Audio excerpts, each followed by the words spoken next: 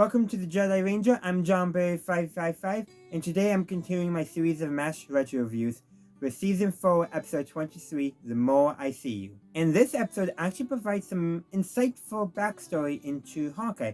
Kind of explains a little bit of his womanizing behavior that we see earlier in the season. We still see it a bit later on in the series, but is more portrayed more as dating around. Basically, when Hawkeye was in residency, he was seeing someone and was pretty serious. And she ends up returning in this episode because she happens to be transferred to the 477. And they were not serious, but not serious, because they were living together, but not technically married. Now, when this episode is set and when that would have occurred in historical timeline would have been a huge social taboo. But when the episode was made, not as much. And definitely they portrayed it in the episode more like how it would have been when the show was made. I.e., like, okay, people are doing that. Now, if Frank had been in this episode, you bet they probably would have Frank be totally judging Hawkeye for it. And then Hawkeye will probably talk about how Frank is, cheating on his wife. I'm just saying, that's probably how that would have gone. Don't know why they didn't saw Frank in there, except for either Larry Linville wasn't available for this episode, or they decided that for this episode, having that conflict between Hawkeye and Frank in some form would not have worked for the episode, and I think that is actually the right call.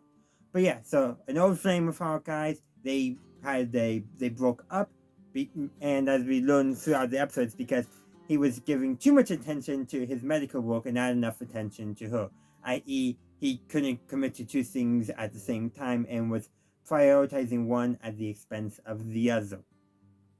And then afterwards, she eventually found someone else and got married, and still kept on being nurse, but ended up at the 477, and all the feelings on both of their ends returns. And that actually leads to her starting an affair, or Hawkeye starting an affair with her. We can score it either way. The emotions come back, and let's just say this is probably the episode that I would say doesn't paint Hawkeye in the best light, because it portrays him as almost insecure about stuff, and more of his snappier side to a person who a person who doesn't deserve it. When he's snappy with Frank, or with a officer who's throwing their men into the field of battle willy-nilly, Hawkeye's snappiness is portrayed as justified, but here it's portrayed as, I don't know if this is a good way of, I don't know if they necessarily portray it as wrong, but unfounded is probably a good way of phrasing in how they present it in the episode. And ultimately the nurse, her name is Carly, by the way, decides to request a transfer because she can't stay there with Hawkeye. And that is actually, in the way that it's presented in the episode, probably for the best. She can't work with Hawkeye and stay faithful in her marriage. Even if she, with all the feelings coming back and starting to feel unsatisfied in her marriage, she still can't do that. Meanwhile, Hawkeye traps himself in the corner. Literally, he actually does that and when he's like, maybe I'll actually be able to commit this time. But, like, the way he's phrasing is like, he thinks he might be able to, but it's not a guarantee. And that contributes to the relationship, ending again. But this time, it's portrayed that it's ended much healthier, where they actually talk about why the relationship is not working, which didn't happen the first time, so allows maybe some growth. Is there any consequence of this growth in MASH? No. But it does allow for it, and if MASH was made nowadays, yeah.